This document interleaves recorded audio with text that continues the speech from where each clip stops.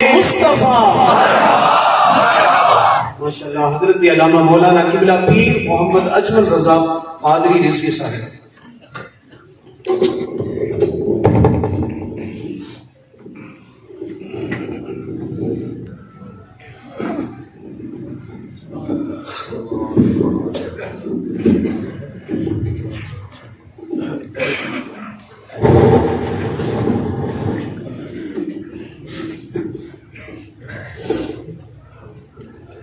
الحمد للہ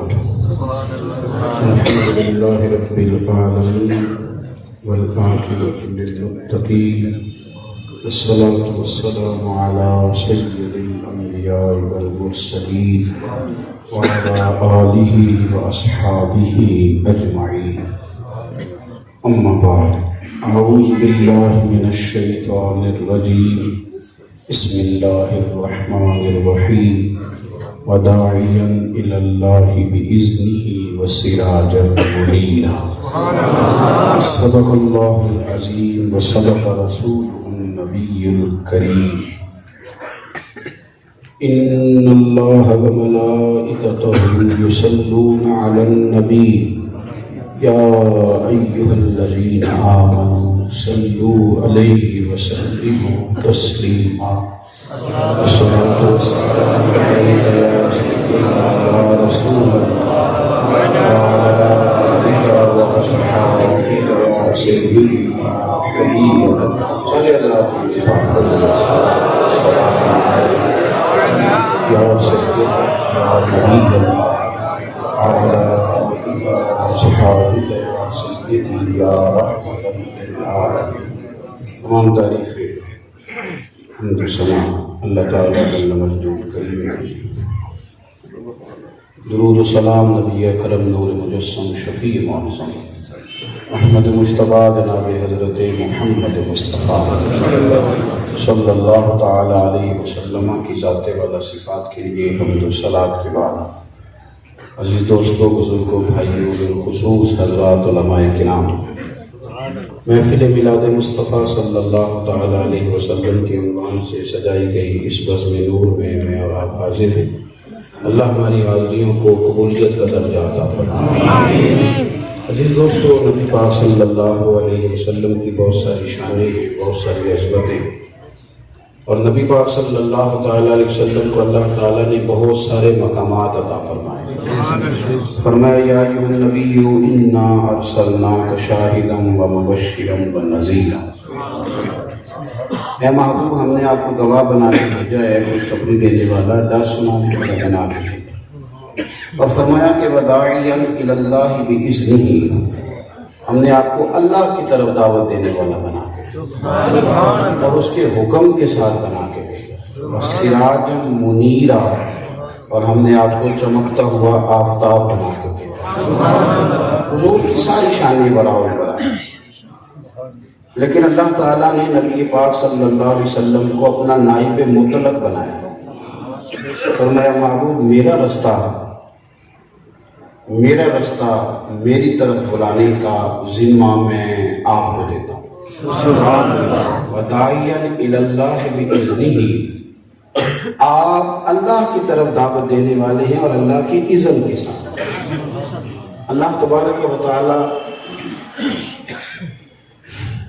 لا محدود ہے اور مخلوق محدود ہے. اللہ کریم کی ذات لا متناہی ہے، ہم حادث ہیں. بندوں کا اور رب کریم کا آپس میں تعلق، میں آپ سے تو بات کرنا چاہتا ہوں، تھوڑی سی آپ کو توجہ کرنی پڑے گی میری بات پر. یعنی لا محدود ہستی کے پاس محدود کیسے جائے گا؟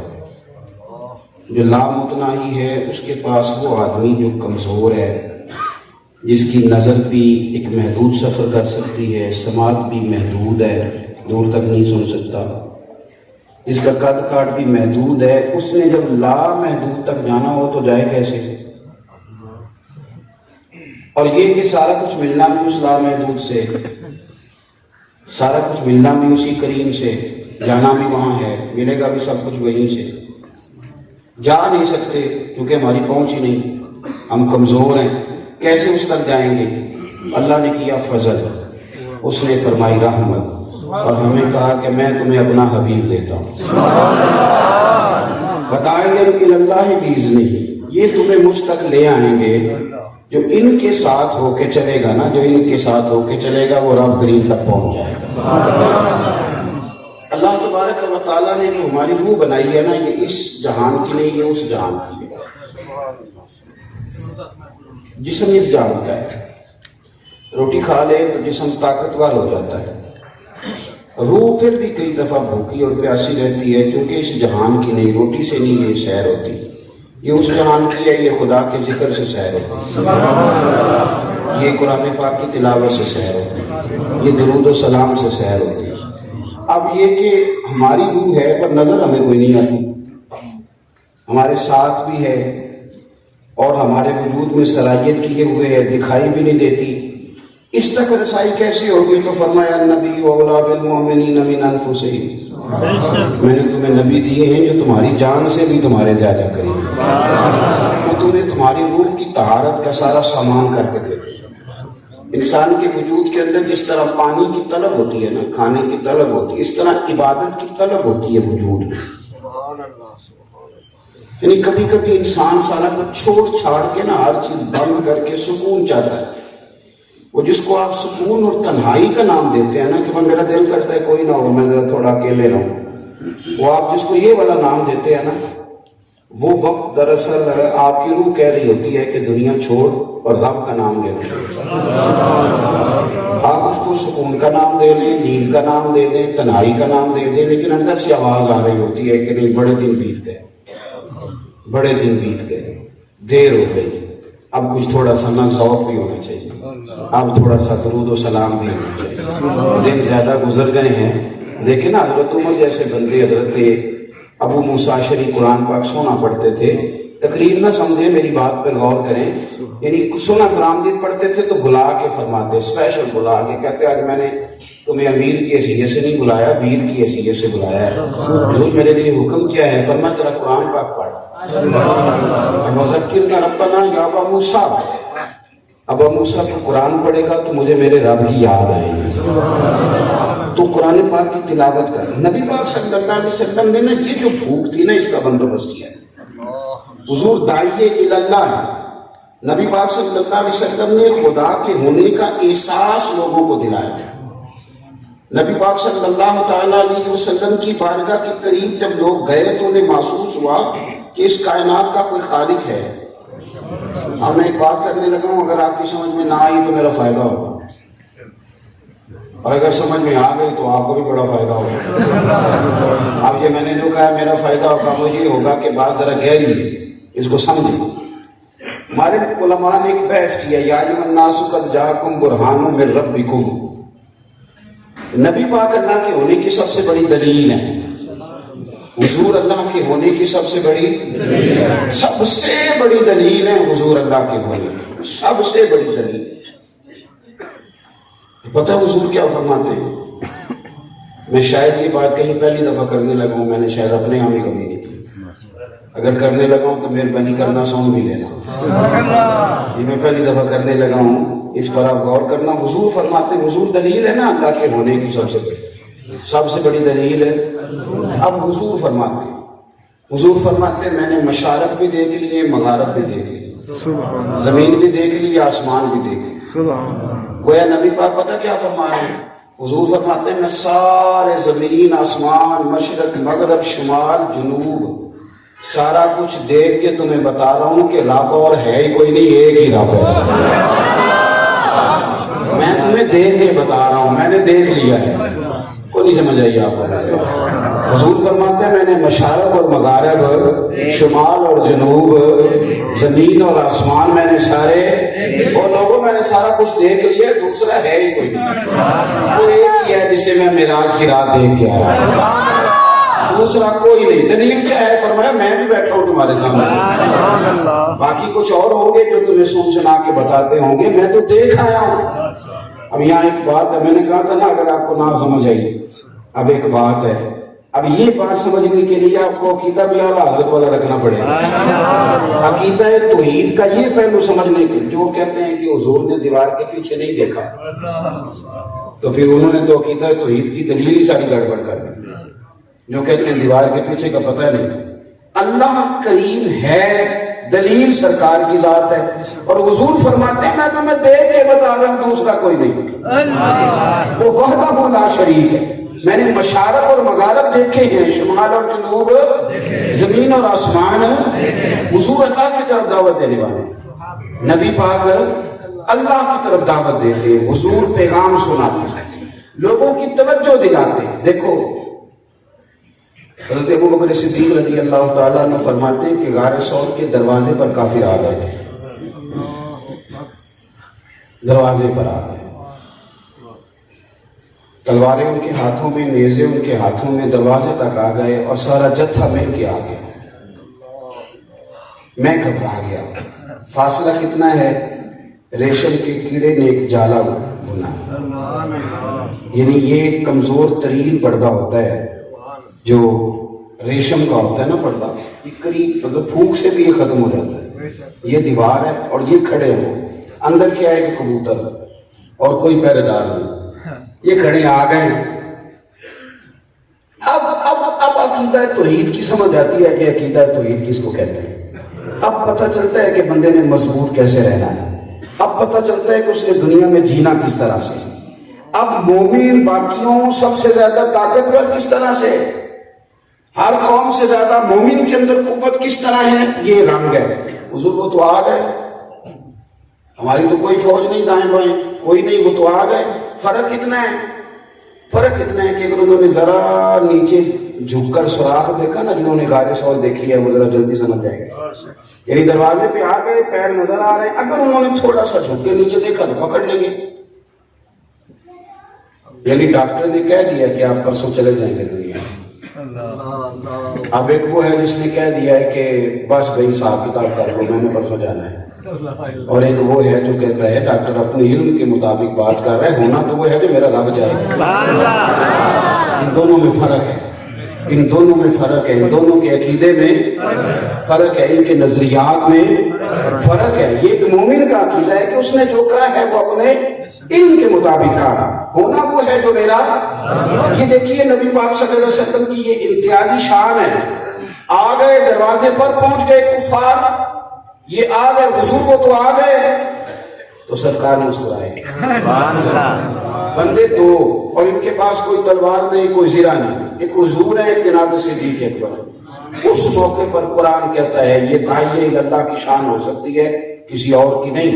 حضور فرمانے لگے ابو بکر لا تحزن، لا تحزن، لا تحزن. ابو بکر غم نہ کھا، پریشان ہونے کی ضرورت ہے. لوگ کہتے ہیں نا کہ ظاہری اسباب بھی تو ہونے چاہیے نا، یہاں ذاتی سبب کوئی بھی نہیں. غم نہ کھا، حضور کو آ گئے ہیں اور درمیان میں ایک جالا ہے صرف مکڑی کا بنایا ہوا، اگر دیکھیں گے تو وہ پکڑ لیں گے، وہ تو آ گئے. پر میں تو غم نہ کھا، نہ اسلحہ، نہ فوج، نہ بغاہر تلواریں، نہ نیزے، نہ گھوڑے، نہ اونٹ، کوئی شے نہیں. پر ابو بکر تو غم نہ کھا. حضور کیوں نہ کھاؤں؟ پر میں اس لیے نہ کھا کہ ان اللہ معنا، اللہ تو ہمارے ساتھ ہے. ان کے ساتھ اللہ ہو وہ غمگین، وہ کبھی بھی نفسیاتی مریض، وہ کبھی بھی دائیں بائیں گھوم کر پریشان. اللہ ساتھ ہے، اللہ بچا لے گا، ختم ہو گئی بات. یہ حضور کی شان ہے، داعیہ اللہ، اللہ ہمارے. تو غم نہ کر ابو بکر، اللہ ساتھ ہے.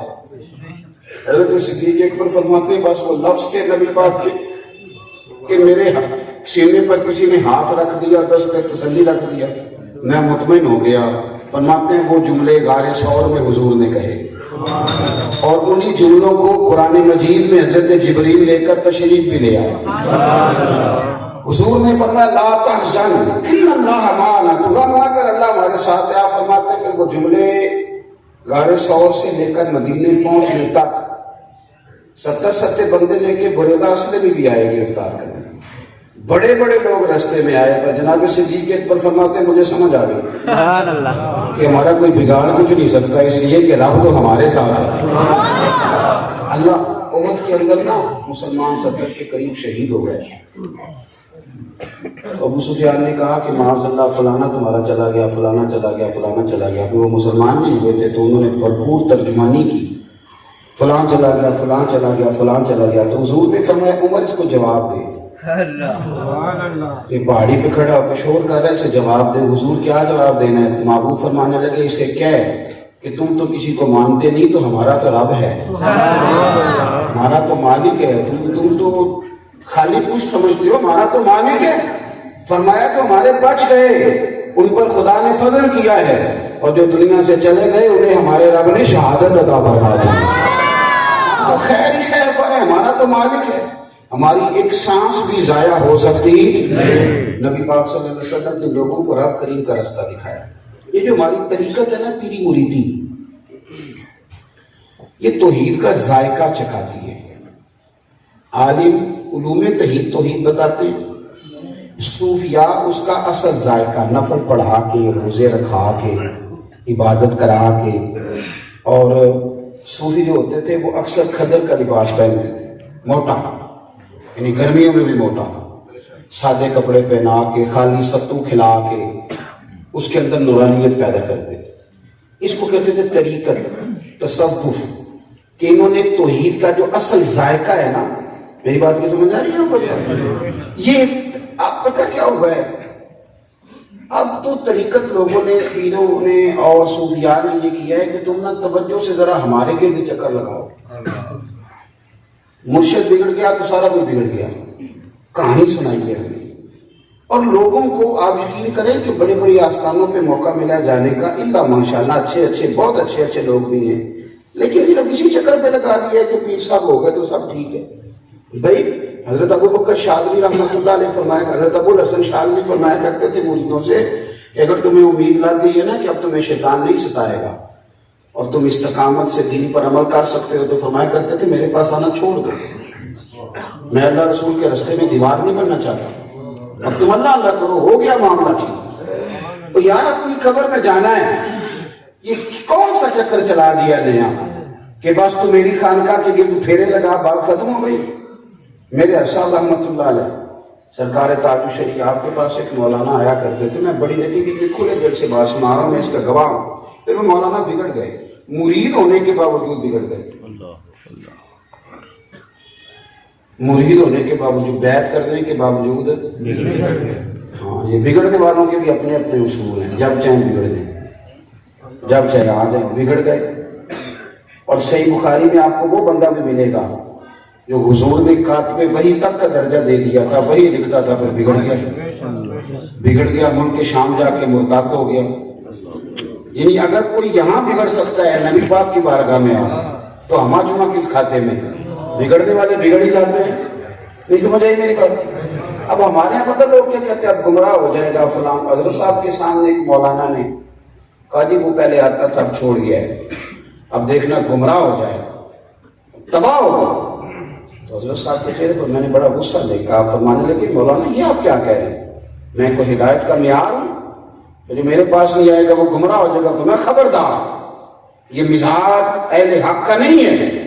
فرمایا تو دعا کر وہ کسی خیر والی جگہ پہ جائے اور آپ اسے ہمیشہ ہدایت پر قائم رکھیں. یہ معاملہ صرف نبی کے ساتھ ہے. دیکھو میں از خود میں خانقاہی نظام کا عاشق ہوں. میں دیکھیں میں کیا کہہ رہا ہوں، میں عاشق ہوں خانقاہی نظام. میری رائے کے مطابق دین سمجھ ہی خانقاہی لوگوں کو صحیح آتا ہے، اور میں بڑا قائل ہوں پیری مریدی کا. لیکن جو بات کر رہا ہوں بڑی دیانتداری سے کر رہا ہوں، بڑی سوچ سمجھ. پیرانے اذان کی بات نہیں کر سکتے، یہ مشکل معاملہ ہے. یہ میں نے بات چھیڑ دی ہے. میری بات پر غور کریں کیا کہہ رہا ہوں. آپ کوئی معیار ہدایت نہیں ہے، معیار ہدایت صرف مصطفیٰ کریم کی ذات ہے. اگر کوئی وہاں سے بگڑے گا تو گمراہ ہوگا، ورنہ کسی اور کا یہ منصب. دیکھو میں کتنی کھری بات کر رہا ہوں، مہربانی کرو خدا را اسے سمجھو، ہمارے مرنے کے بعد اس کی گواہی دینا. یہ کوئی بت پرستی نہیں ہے، تماشا بنا دیا ہے. جس طرح کا مرضی بیٹا ہے اسے گدی نشین بنا دیا آپ نے. کسی دانشور نے لکھا تھا کہ بڑا سیانا پائلٹ اگر مر جائے اور اس کا بیٹا اگر پڑھا لکھا نہ ہو تو کرسی پہ بٹھا دیتے ہو. کوئی گل نہیں، 500 بندے ہی نا آپ میں بیٹھے، فوت ہو گئے تو کیا رہے، بٹھاتا ہے کوئی؟ تیار ہے کہ ماننے کو؟ کیا مطلب معاملہ ہے؟ 500 لوگوں کی جان کا مسئلہ ہے تو تم غلط ان پڑھ آدمی کے ہاتھ میں اسٹیئرنگ نہیں دیتے، اور یہاں ہزاروں لوگوں کے ایمان کا مسئلہ ہے۔ یہ پتہ نہیں کسی نکر پہ جا کے بھیج جائے گا، اس کو کوئی دھندا نہ بنائے، اس کو کوئی دکانداری نہ بنائے، یہ مرنا ہے، یہ رسول کائنات نے جواب دینا ہے، اور تم نے جواب دینا ہے، نہ ادھر ادھر کی تو بات کر، یہ بتا کہ قافلہ کیوں لٹا ہے، مجھے راہزنوں سے غرض نہیں، تیری رہبری کا سوال ہے۔ حضور داعیہ اللہ ہے، اللہ کا رستہ دکھایا میرے نبی پاک، اللہ کا رستہ، ضرور مرید بنو۔ میں سمجھتا ہوں کہ بغیر مرید ہوئے چارہ ہی نہیں، لیکن وہاں مرید بننا جہاں تمہیں رب رسول کا رستہ دکھائے، مہربانی کرنا۔ وہ ملنگ بنا کے نشہ پلا کے، یہ بھی ایک نشہ ہوتا ہے، یہ پکا کر دینا کہ ادھر سے ہلنا نہ، ادھر ہی رہنا، یہ بھی ایک رنگ ہے۔ اللہ رسول کا نام، ہمارے صوفیہ کیا کرتے تھے؟ وہ دین کی تشریحات کرتے، وہ ہمیں دین بتلاتے، اپنا طواف کرانے کا کیا معنی؟ سنو مسلم شریف کی حدیث۔ اب تو کرامت کھینچ کے لے آتے ہیں نا لوگ، یہ میں نے ملا شریف موضوع ایک جگہ پہ نہیں، جو الفاظ یہاں بیان کر رہا ہوں یہ تو نہیں، لیکن میں نے اسی عنوان کو درجنوں جگہوں پہ عرض کیا کہ یار مہربانی فرمائیں، یہ کیا دیکھ رہے ہیں؟ اور آہستہ آہستہ یہ چیزیں کیا بنتی جا رہی ہیں، یہ کیا تھا، رنگ کیا نکل آیا باہر؟ کھینچ کھانچ کے کرامت بنا دیتے، کھینچ کھانچ۔ سنو، نبی پاک صلی اللہ علیہ وسلم کو بڑا پیار ہے اپنے چھوٹے صاحبزادے حضرت ابراہیم سے، اللہ بڑا بے نیاز ہے۔ ایک تو یہ کہ دے نا، اور جب دے کے لے لیتا ہے نا پھر کئی دفعہ آزمائش زیادہ بڑھ جائے۔ حضور کو 3 بیٹے دیے، بے نیاز رب ہے، تینوں ہی بیٹے اللہ لے گیا۔ تیسرے صاحبزادے کے جب وصال کا وقت آیا تو انہوں نے نا حضور کی گود میں دم توڑا، بڑے آنسو بہے میرے نبی پاک۔ حضرت انس بن مالک کہتے ہیں کہ میں نے حضور کو پہلی دفعہ اتنا غمگین دیکھا، میں نے عرض کی حضور آپ روتے ہیں؟ تو فرمایا انس میرا پتر چلا گیا، میرا یار بیٹا چلا گیا۔ اور حضور فرمانے لگے کہ دل زخمی ہوا ہے تو آنسو نکل آئے ہیں، ورنہ میری زبان تو وہی ہے جس سے میرا رب راضی ہو۔ یعنی ایک رنگ ہے نا کہ اولاد کمزور بھی کر دیتی ہے، کہ بزدل ہو جاتا ہے انسان۔ تو نبی پاک صلی اللہ علیہ وسلم اگرچہ اس زمرے میں نہیں آتے، یہ عام لوگوں کے لیے بات ہے، لیکن سرور کائنات صلی اللہ علیہ وسلم نے خود اس بات کو بیان فرمایا میری آنکھوں میں آنسو آ گئے، محبت کی علامت۔ دوستو، اسی دن جس دن صاحبزادے کا وصال ہوا، آج غم اتنا ہے کہ حضور کی داڑھی آنسوؤں سے بھری ہوئی ہے۔ اسی دن کچھ لوگوں نے سورج کو گرہن لگ گیا، اسی دن کچھ لوگوں نے کہا یہ حضور کے بیٹے کا وصال ہوا اس لیے لگ گیا۔ دیکھو میرے نبی پاک کو توحید کی کتنی فکر ہے۔ اسی دن سورج گرہن لگا، چاہیے تو نا جمعے والے دن حضور بتا دیتے۔ کچھ لوگوں نے یہ کہنا شروع کر دیا کہ یہ حضور کے بیٹے کا وصال ہوا اس لیے سورج کو بھی گرہن ہو گیا۔ جمعے والے دن بھی خطاب ہو سکتا تھا نا، حضور 2-4 دن کے بعد بتا دیتے، لیکن وہ داعیہ اللہ، اس منصب کی ایک رات بھی میرے نبی نے قضا نہیں کی۔ میں کیا کروں؟ یہ درد کس کو بتایا جائے کہ رب کی توحید کے منصب کے حضور داعی ہیں۔ اس سونے حبیب نے اپنے منصب کے لیے ایک رات بھی قضا نہیں کی، ایک لمحہ بھی لیٹ نہیں کیا۔ کریم رسول نے، اب زخم تازہ ہے، داڑھی آنسوؤں سے بھری ہوئی ہے، لوگوں نے کہا کہ حضور کے بیٹے کا وصال ہوا تو اس لیے سورج گرہن ہوا۔ فرمایا بلاؤ نا سب کو مسجد میں، آج ہی بلاؤ، جمعے والے دن نہیں۔ صحابہ کہتے ہیں کہ ہم محسوس کر رہے تھے کہ حضور آج غمگین ہے، شاید کوئی جہاد کا حکم آ گیا، کوئی نئی آیت آ گئی ہے، اس لیے فوراً بلایا مسجد میں بلا کے۔ مسلمانوں، یہ اتنا بڑا منصب ہے نبی پاک کا، اس میں ذرہ برابر دیر کرنا پسند نہیں کیا حضور نے۔ کہاں کھینچ کے لے گئے ہم اس ماحول کو، کہاں بات ہم نے پہنچا دی۔ یہ حضور کا درد ہے، اس کو سمجھو، اس پر غور کرو۔ میرے رسول پاک نے لوگوں کو مسجد میں جمع کیا، حضور منبر پر بیٹھے اور بیٹھ کر فرمایا بھائی جب سورج اور چاند کو گرہن لگے تو استغفار پڑھا کرو، نفل پڑھا کرو، رب کو یاد کیا کرو۔ فرمایا سنو میرے غلاموں، تمہارے عقیدوں کا تحفظ اتنا ضروری ہے۔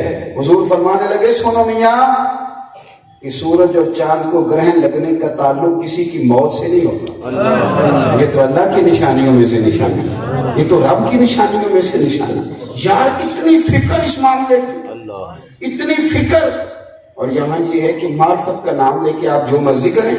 شعر ہم سے زیادہ ذوق سے کون پڑھے گا؟ ہم سے زیادہ ذوق سے کون شعر سنے گا؟ ہم سے زیادہ کون توجہ کرے گا؟ لیکن میرے رسول پاک صلی اللہ تعالی علیہ وسلم نے عقیدوں کا وضو ضروری سمجھا.